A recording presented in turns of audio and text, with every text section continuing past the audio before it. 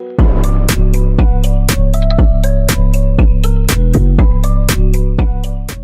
All of you, myself Prerna Amrit, I am your Hindi teacher.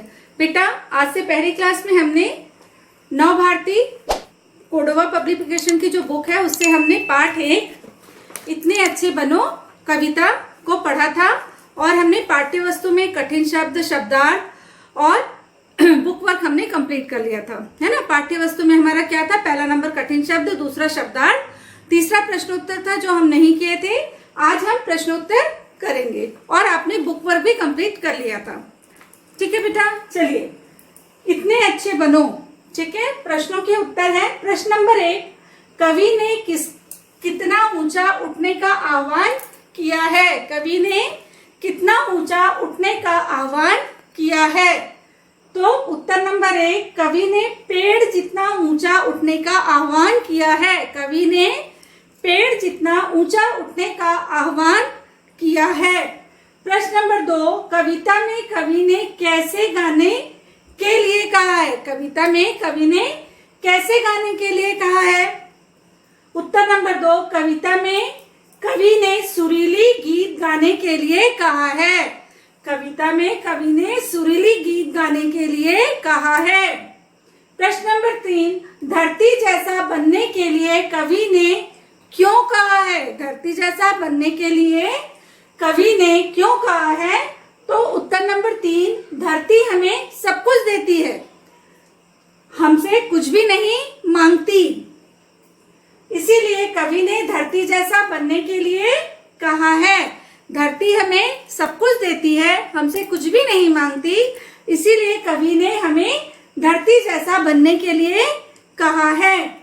प्रश्न number 4, चट्टान और झरने के जैसा बनने के लिए कवि ने क्यों कहा है? चट्टान और झरने जैसा बनने के लिए कवि ने क्यों कहा है? उत्तर नंबर 4, चट्टान मजबूत होता है और झरना कोमल, इसीलिए कवि ने बाहर से चट्टान की तरह मजबूत और भीतर से झरने की तरह कोमल बनने के लिए कहा है। क्यों कहा है भाई? कवि ने बाहर से चट्टान की तरह मजबूत, बाहर से चट्टान की तरह मजबूत और भीतर से झरने की तरह कोमल बनने के लिए कहा है। प्रश्न नंबर 5, इस कविता से हमें क्या सीख मिलती है? उत्तर नंबर 5, इस कविता से हमें प्रकृति से मिले सीखों को अपनाने की सीख मिलती है। इस कविता से हमें प्रकृति से मिले सीखों को अपनाने की सीख मिलती है। चलिए बेटा, अब प्रश्न नंबर 6 में जाते हैं। इस कविता में किस किस की तरह क्या क्या बनने व करने के लिए कहा गया है? आपने कविता अच्छे से पढ़ा, अच्छे से समझा, तो आपको तो समझ में आ गया होगा। चलिए इसका उत्तर हम लिखते हैं।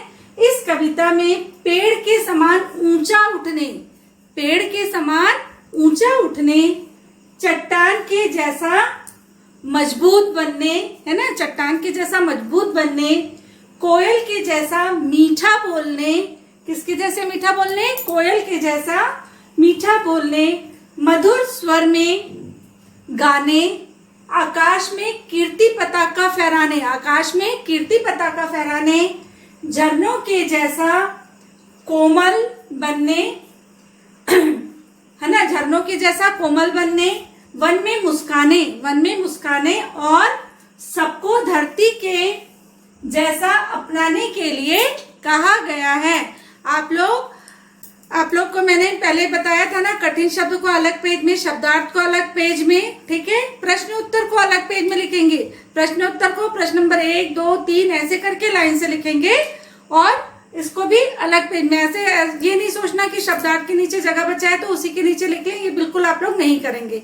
और सुंदर और साफ हैंड राइटिंग में लिखेंगे। ओके।